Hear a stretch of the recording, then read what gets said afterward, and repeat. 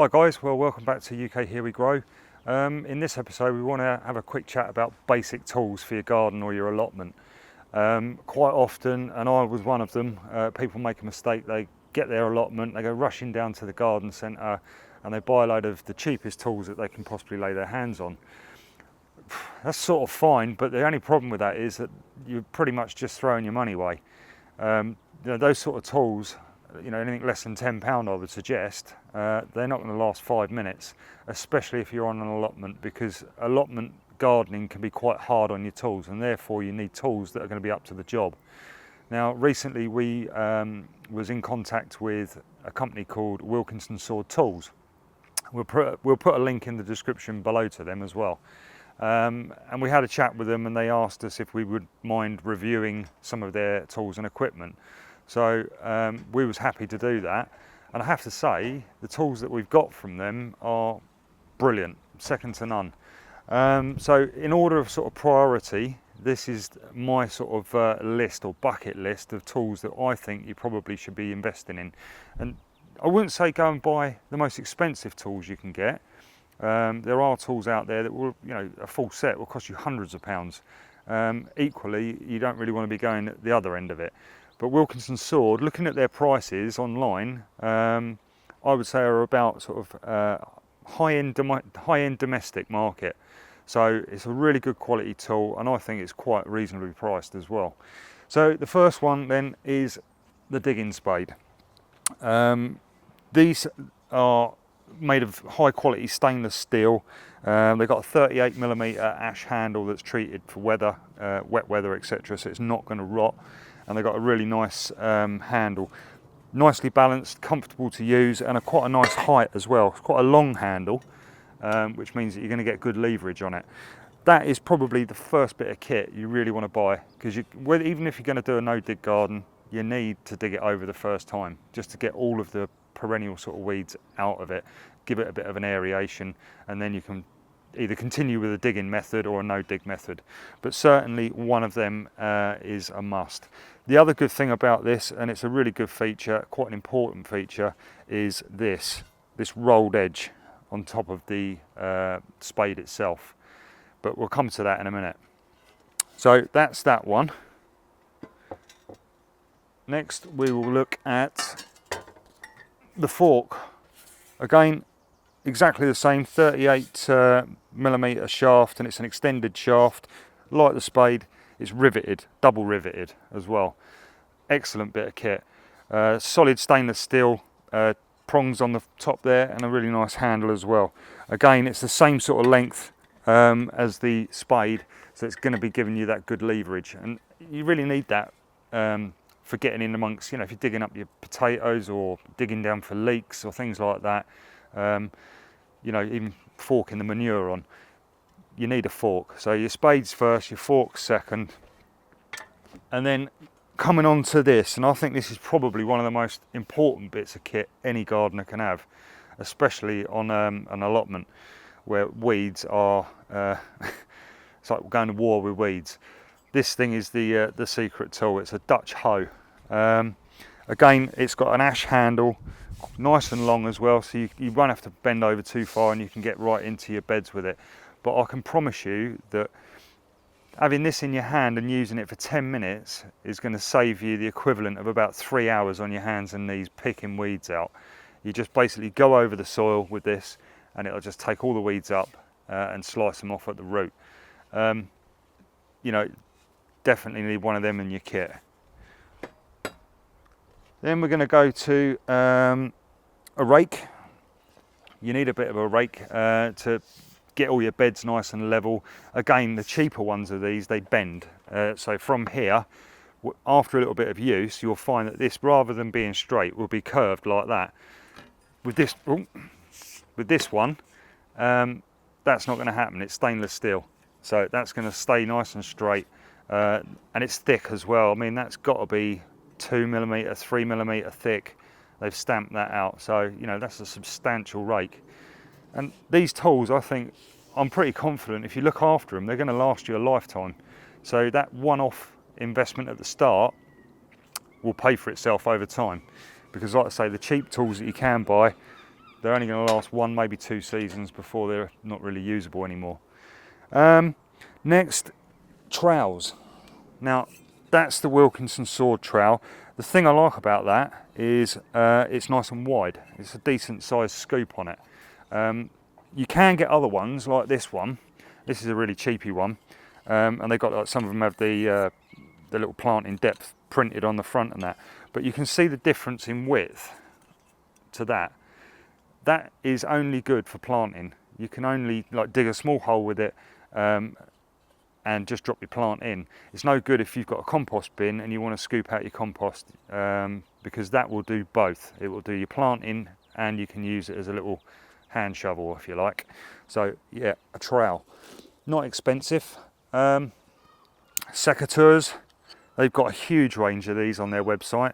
I plumb for a sort of pretty middle of their range. They've got more expensive ones than these, but these are very reasonable, I think. They've got Japanese stainless steel blades on them. They're all removable as well, so if you have to take them down into your local hardware store to get them sharpened or sharpen them yourself, it makes it that much easier.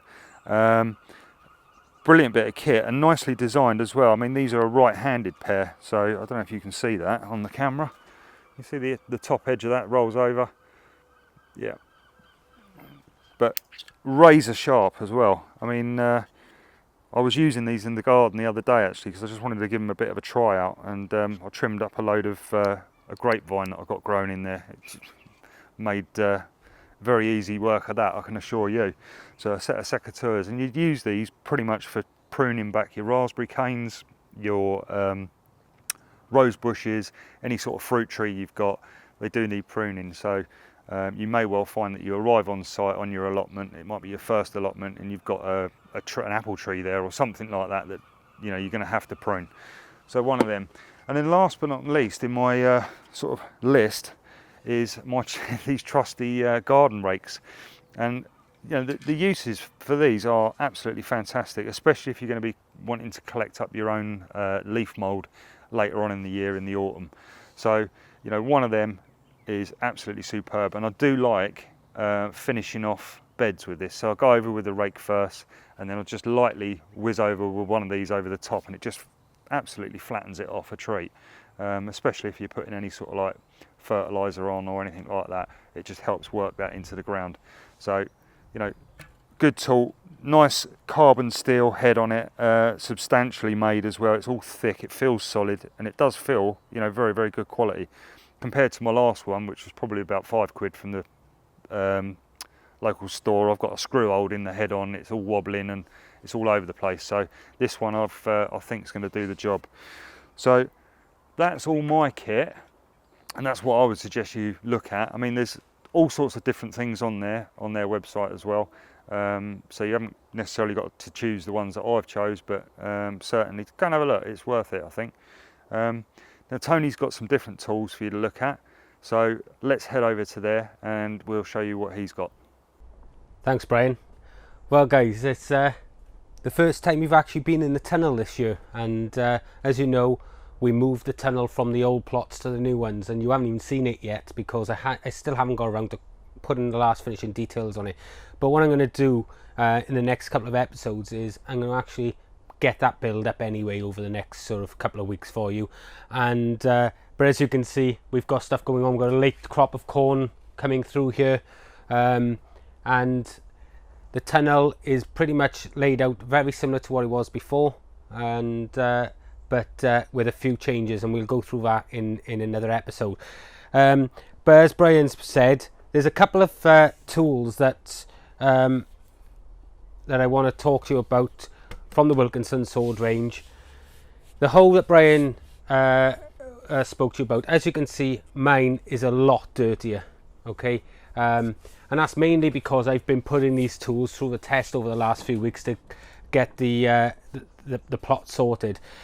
For those of you that haven't not part of our Facebook group, I've been pretty ill over the last couple of months, and you've had no videos from me as such, and that is why. I've gone through the ringer a little bit with one thing or another. So Brian's been keeping the videos coming, and I've been editing those and putting those on, which is pretty much as much as I could do. But what it's meant is there's obviously a lot of weed and stuff that's grown, and we put these through the test, and I tell you something, superb. Really holds the hole really holds its edge well. With cheaper tools, you tend to be having to sharpen them all the time. Good strong handles, you can really push through those things. So I know Brian's already shown you this, but I really wanted to talk to you about a couple of the tools that I've used over the last few weeks. Now, Brian spoke to you about his spade, which he's using for digging out in the plot, and that's great. I decided that I wanted to test some other stuff. Okay, so what we've got here is what's known as a border spade. Okay, and come to that, we've also got a border fork, but more about this one in a second. The border spade are ideal for getting down into beds. If you need to dig in a bed and things like that, okay, they're excellent for digging around plants, for potting things in around your borders where you've already got established plants. And I really needed something that would get down in there, that I can put a plant into a small location, and this fits the bill. And as Brian said, they've got the rollover on the top. They're really good quality, stainless steel as well, so you can give them a good clean up, a little bit of a rub, and you can see that they come up really well. And the great thing about something like this, because it's a small spade, it's ideal for digging little trenches. Okay, for those of you that like sowing your peas and things like that in rows of, like the sort of dice type pattern, okay, the 5 5 5, well, for that you need to dig out a little wide trench, and sometimes a normal spade is just too wide, but a little border spade like this is just perfect for that. And again, because it's stainless, it cuts through the soil and you never have problems. There's a bevel on the tip here, and that helps to cut through the soil and any stone and anything else that's in there, pushes them out of the way, but it doesn't lose its shape. Now, I don't know if you guys can make this out, but there's no dings or nothing in this, and I really put this spade through some paces over the last few weeks. And over the next few weeks, guys, you're going to see a lot more videos from myself, because I haven't planted any successional crops this year. I've got stuff in the tunnel here, and I've got a little bit left out on the plot. But the reason being is, as you know, all these are new plots, and I wanted to get out there and get the soil right for next year. So I haven't planted successionally this year. To be honest with you, I never thought I was going to be planting at all, but we managed to get crops in. So over the next sort of few months, from myself anyway, I know Brian will have other videos, but from myself over the next few months, you're going to see a lot more build things, because we've got to move the pond over here, and I have to build some specific things that's here as well. I've got to build a big shed. I've got to sort out a roof on my parents' shed and things. So all that's going to be coming. You're going to see these tools being used a lot around those. Likewise, with the spade, we've got a little border fork, and again, these are perfect for getting in, weeding amongst plants that are already in there, and a normal fork is about this wide, much wider, so a nice little border fork. And another thing, Tina has really enjoyed using these, because what she said to me in the past was that a normal fork, when it's full and she's trying to get it out of the ground, she can't lift it, whereas with this, it's a lot sort of narrower, so it's not picking up so much soil, but it's a strong fork, so she can give it a bit of welly and she can get it up and it's not hurting her back. So maybe there are some ladies out there, especially we've spoke to some of you in the groups and what have you, in the Facebook groups, that struggle with big tools. So a little border fork or spade would be perfect for you guys. Brian's already spoken to you about these things. Okay, these are the pruners. As you can see, mine are absolutely filthy because I've been using them a lot, and they're ideal for things like taking off your side runners off tomatoes, you know, your little shoots that they throw out, or, you know, when you need to cut back chilies, things like that. You know, coming up now in a few months' time, we're all going to be having to prune our fruit, our gooseberries, our red currants, black currants, things like that. They're going to be ideal for that. Now, these are great for those sort of smaller branches, okay? But something else I wanted to try, which is up here, bear with me 1 second. Something else I wanted to try, guys, was something for the bigger branches. So we've got a nice little pair of loppers. Now these are really light, and give you some sort of idea just how light they are. That's just 2 fingers there, guys. They are, you know, very light. In fact, it's just 1 finger there, look. There's no weight in them at all. But they are really, really strong. They've got good handles on them, so you've got good leverage when you're cutting, which takes away the pressure in the arms. And they are very sharp. They've got a really good blade here, and it's pushing against a nice solid steel peg here. So when you are pulling in it, rather than trying to crush that that branch, okay, it is shearing. And you know, they are very easy, very sharp, and I think I'm going to get on really well with them. You have to excuse the wind. The weather is absolutely atrocious here in the UK at the moment. So, and one other thing that I did ask for was one of these, like Brian, okay, a good old trowel. And this one again has had a hiding. I've put all sorts of stuff in the ground with it. I've dug out stone and things like that, and it's held up really well. It's not one of those ones that you can bend, and you know, it's good solid stainless trowel. And again, I'm really pleased with that. So all in all, guys, as Brian have said, you know, you need to go and buy yourself some tools. So these are the sort of tools. That's why the purpose of this video is to show you the sort of tools that you're going to require for maintaining your garden or your allotment and things like that. And some of them will be better for some people than others. Okay, like Brian, you know, he wants to turn over his plot as quick as possible. A nice big spade, you know, ideal. And for, you know, for some guys, it's great. And then I've got a big spade, which also happens to be a Wilkinson sword spade.